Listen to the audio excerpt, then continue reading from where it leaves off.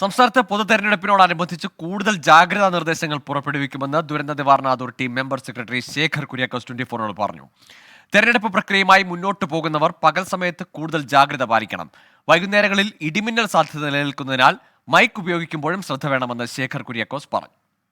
ചൂട് ഇനിയും വർദ്ധിക്കുമോ എന്ന ചോദ്യത്തിന് ആദ്യത്തെ മറുപടി, നമ്മൾക്ക് ഈ ദിവസം മുതൽ അങ്ങോട്ടുള്ള കുറച്ച് ദിവസം വേനൽ മഴയുടെ സാധ്യതയുണ്ട്. വേനൽ മഴ ചൂട്, രാത്രികാല ചൂട് കുറയ്ക്കുന്നതിന് സഹായകരമാകും. പക്ഷേ ഉഷ്ണം വർദ്ധിക്കും. അപ്പം നമ്മൾ മലയാളികൾ കൂടുതൽ ശ്രദ്ധിക്കേണ്ടത് ഈ ചൂടിനേക്കാൾ ഉഷ്ണമാണ്. ഉഷ്ണം എന്ന സ്ഥിതിവിശേഷം കൂടി തന്നെ നിൽക്കും.